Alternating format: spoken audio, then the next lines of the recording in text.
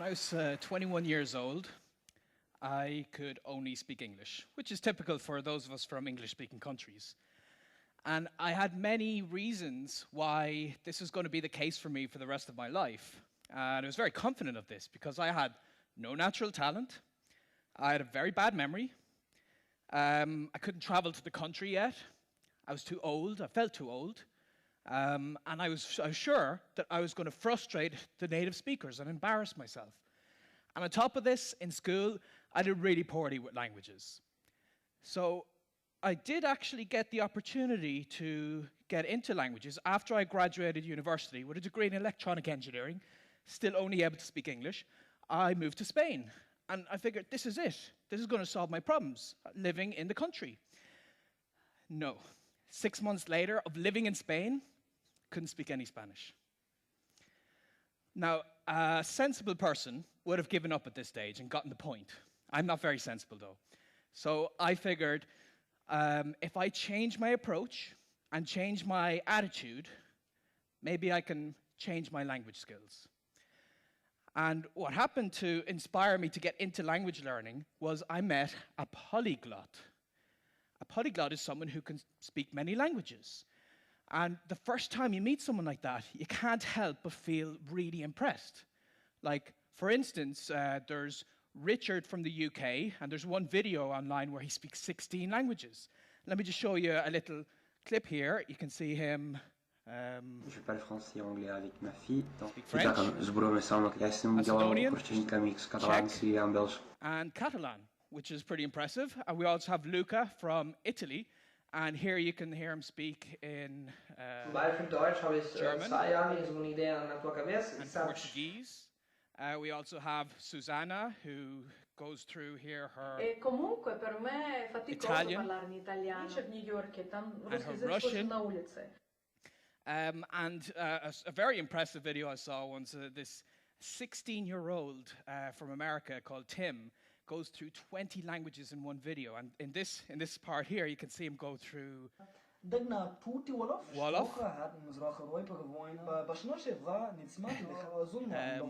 Yiddish, Hebrew, Arabic, Turkish, Swahili,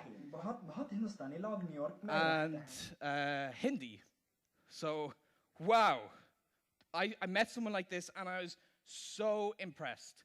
I thought to myself, you know, I want to be like that. But the reason I wanted to be like that is because I wanted people to think I'm smart, to be impressed with me. And I met this polyglot at the start of my time in Spain, and with this very superficial motivation, just because it would be cool to learn a language, I failed. So what I discovered after those 6 months is one of the biggest problems we have in language learning, but we don't know it, and that's motivation. A lot of us start with the wrong motivation to learn a language. We're learning the language just to pass an exam, to improve our career prospects, or in my case, for superficial reasons to impress people. And what I found is those polyglots I've just shown you in the video, the reason they're learning the language is because they're passionate about that language. They're passionate about the literature and the movies and being able to read in a language and, of course, to use it with people. And when I changed that priority of using the language of people, I was able to learn the languages myself. But there are a lot of things that people feel would not allow them to learn language. So I want to go through, I think there's 5, I asked a lot of people, there's 5 major reasons they'd never get into language learning.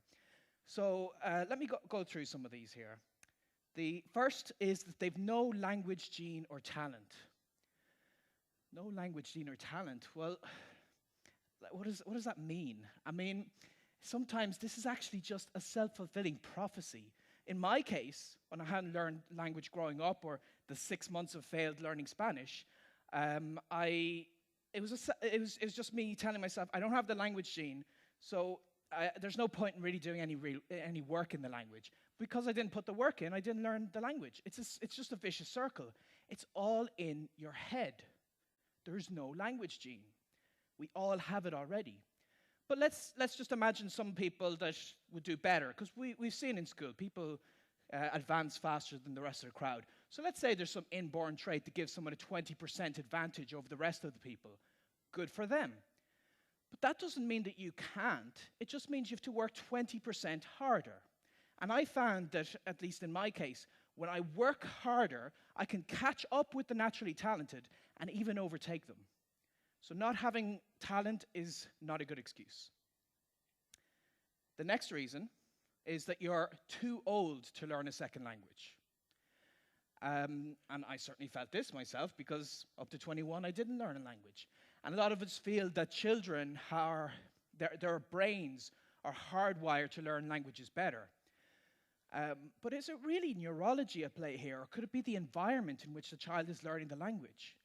Well, a study at the University of Haifa in Israel actually found that under the right conditions, adults are better language learners than children. It sounds incredible, but it's about your environment, it's about your motivation, it's about the enthusiasm and encouragement you get from other people. And when you think of it, adults tend to be studying dusty old grammar books and doing boring exercises, whereas children are playing in the language, they're having fun in it. So I found that when I changed this to live through the language, not making it about studying the language, but living the language, then I was much more successful.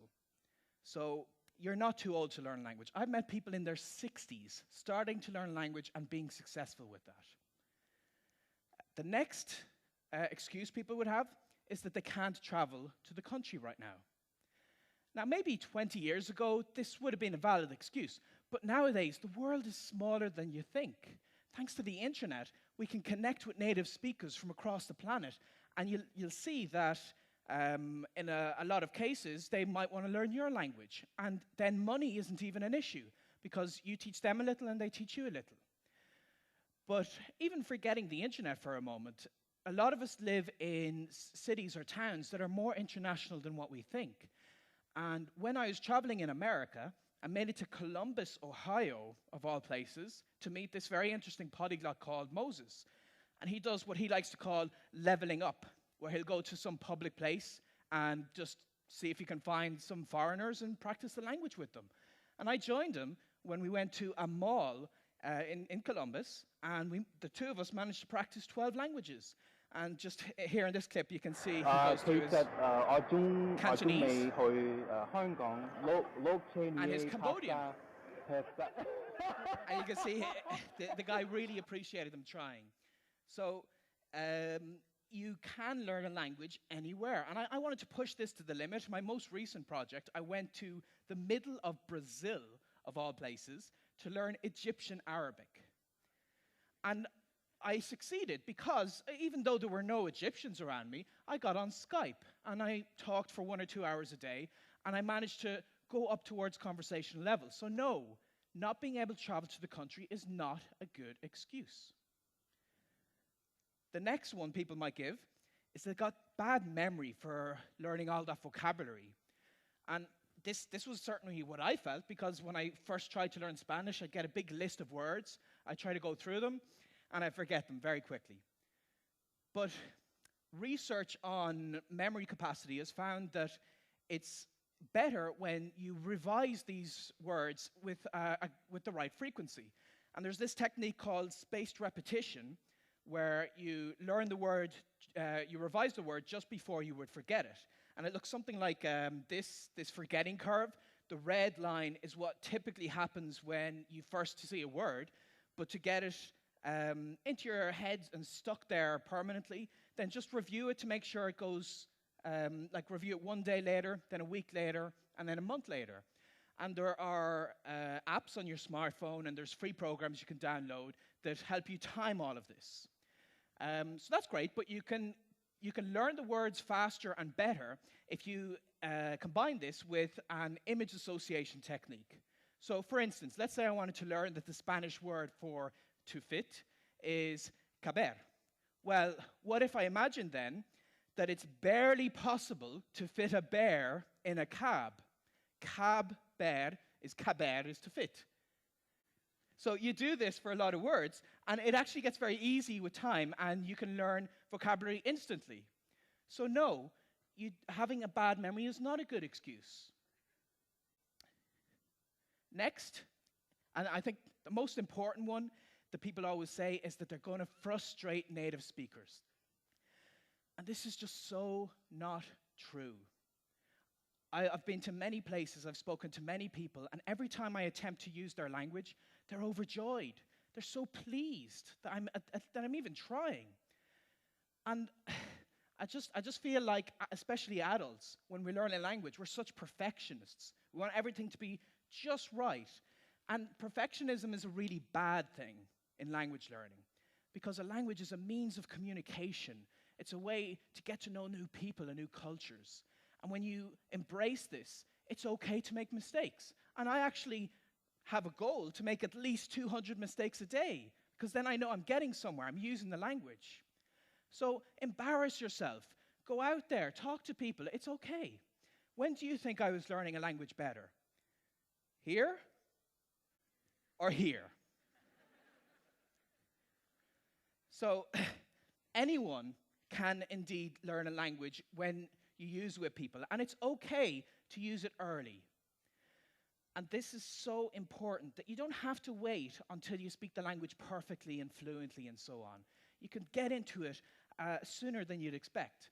And it opens up so many doors to these other cultures. So for instance, after I'd learned that Arabic in Brazil, I made it to Egypt, and I made it all the way deep into the Sahara Desert. I sat down in the sand with an Egyptian, and I had some tea, and we had this nice little chat here. واو ميدان تحرير صغير كبير مش كبير ميدان تحرير مش مصر ايوه مصر كبيرة. And there I'm just saying that Egypt is so much, it's so vast, it's so great, it's so much more than just Tahrir Square in Cairo. And now when I was speaking with him, I used the wrong word here and there, and I conjugated the wrong verb every now and again, but that's okay, because even with this conversational level, I had this fascinating conversation with him. And I've done this with other cultures and other languages. I even managed to learn a little American Sign Language. And here you can see, Juliana had asked me, why didn't I learn Irish Sign Language? And I said, because when I'm in Ireland, I like to improve my Irish or my Gaeilge, which I can then speak here. Maar dúirt me tá mé taistil le Gemlín anús. So that was me on Irish radio saying about my travels and whatever.